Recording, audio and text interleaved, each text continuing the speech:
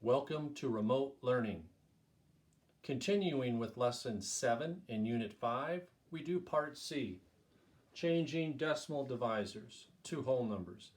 We'll go quickly through the 3 steps that are on page 169 that's attached to today's lesson. We also attached page 170. You see the problem out to the right. 2/10 is the divisor, 6 is the dividend. We put the decimal point after the whole number. Well, and we do that one place. Multiply both numbers by 10, which shifts the digits one place to the left. Show this by moving the decimal point one place right, add zeros if necessary. So this is a second strategy that we can do. We're looking at just shifting the decimal point as many places as necessary to turn the divisor into a whole number. And what else they're doing is multiplying by a number that is equivalent to how many decimal places are in the divisor. And again, to keep it equivalent, we need to do to both the divisor and the dividend the same thing. I like step 3. Instead of drawing arrows like we've done, you can make little marks called carets, which we've also established months ago to show where you put the new decimal point. Now divide 60 by 2. Why does moving decimal points the same number of places give us the same answer in question 22? Well, by moving both of them the same amount, we make it equivalent. We keep it equivalent. And if we don't keep it equivalent, your answer will not come out correct. Answer each question to describe how to find 6 divided by 200ths and 6 divided by 2,000ths, 23 and 24. Suppose you want to find 6 divided by 2,000ths. 6 is our dividend, 200ths is our divisor. By what number can you multiply 200ths to get a whole number? Well, that would be 10, because this is in the tens place. Hang out our 0. We got 1, 2. We need 1, 2.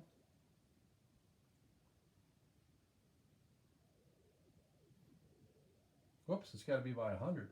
Almost made a mistake here. We need 1, 2, and we put our caret there. Caret tells us where the decimal goes. So our new place is 2. Hundredths, multiply it by 100. And 6, we multiply 6 times 100 to keep it equivalent, and that becomes 600 for our new dividend. 3 is 6, 0 becomes 0 again. Keep your work all the way to the end, and we get 0. Check our work. Remember, when checking your work, you multiply what you think the quotient is by the original divisor. 0, 0, 6. We got 1, 2. We don't need to multiply that 0. It's just going to be zeros. And it becomes 6, and it does check. 300 is our quotient. So that's that step.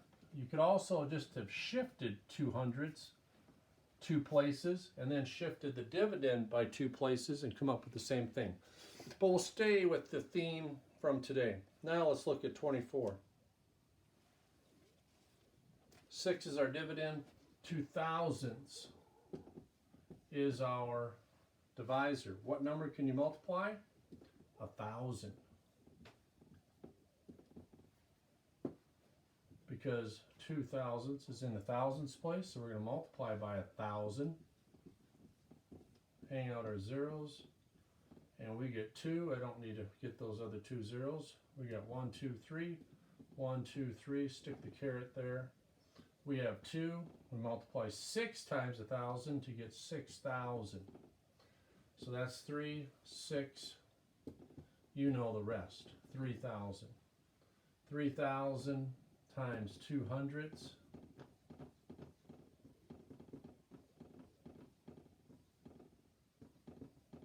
We got 1, 2, 3. 1, 2, 3. It checks out. 3,000 is your quotient. All right, page 169 is complete. we'll do a few practice problems on page 170 and then give you the rest to do for practice today. All right, number 25. 5/10 times 45. All right, I'm going to stick with what we did last week. I'm going to move this one place here. Decimals here, I need to move it one place to get it here. That makes this 5, that makes this 450. 5 goes into 45 9 times. 5 goes into 0 0 times. 90 times 5/10. Remember, multiply by the original divisor. We got 1, we got 1, 45, it checks. 90 is your answer. 90 is your answer. Let's do 26. We'll do 26. We have 2 decimal places here. You could have multiplied the last one by 10 because it's in the 10ths place. Would be your other strategy. 26. 56 divided by 7 hundredths. Okay, to get this to become 7, I can multiply 7 hundredths times 100. 1, 2, 1, 2, decimal goes there. 56 times 100. Got to do the same thing to the dividend. That becomes 5,600. That goes in there 8 times. Goes in there 0. Goes in there 0. And we think 800 is the answer. 800 times 7 hundredths. Uno, dos. 1, 2, 56, it checks. 8 hundredths are quotient. Doesn't seem so bad, does it? And it doesn't matter if you have decimals in the divisor. You just, again, move the decimal as many times as you've moved the decimal in the divisor. You do the same thing to the dividend. One more question. A newborn mouse weighs about 25 hundredths of an ounce. A newborn cat weighs about 4 ounces. A newborn cat weighs how many times as much as a newborn mouse? Well, sounds like we're going to what? Divide, right? 25 hundredths and 4 is our dividend. Can't have a decimal divisor, so I'm going to move it once. I'm going to move it twice to make it 25. I'm going to move this once. I'll move it twice. New decimal, fill in with placeholder zeros, and we get 400. 25 goes into 40 once. That's 5, that's 2. 250. Well, 25 into 25 would be once. What's that look like to you? 4 times 100. 4 into 100. 4 into 200 would be 8 times. Looks like 10. Whoops, I didn't regroup, did I? So 15, 150. Making a mistake we should not make. So we get 10, we get 1.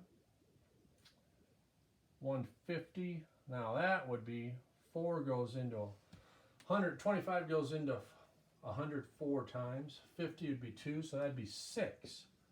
6 times 25. Had to take a moment to make sure I'm doing the right thing. That's called pausing and checking while you're working. I knew something didn't look right, so I had to take a moment because I'm rushing, going too fast to make sure we get the right answer. And that comes out exactly. But I'm not quite confident. I'm going to check my work.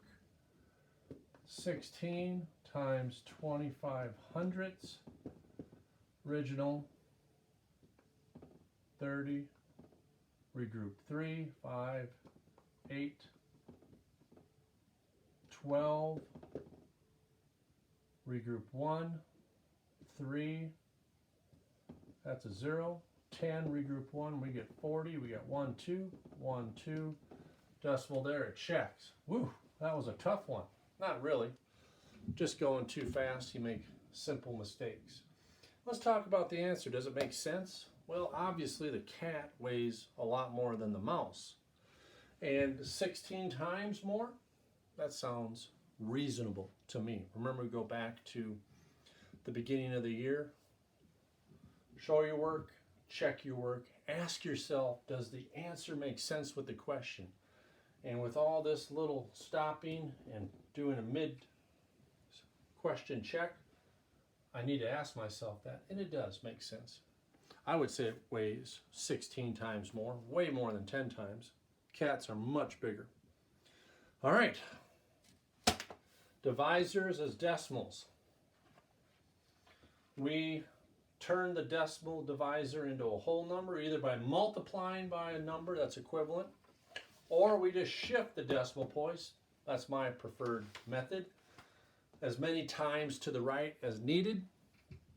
And then we shift the divisor as many times as we did the divisor. Equivalent. Equal amount. Or we multiply both by the same number. That would change this to a whole number. Then we multiply that number the same way. And you know, by whatever the place is, you multiply that whole number. Hundredths equal 100. Tenths equal 10. Thousandths you would multiply by 1,000. Any questions, please reach out. What are you going to do tonight for homework, or today? We're going to do 27 through 39. So there's not a lot there. There's a few problems. Make sure you check your work. This is great practice. Please ask questions if you have them, and good luck.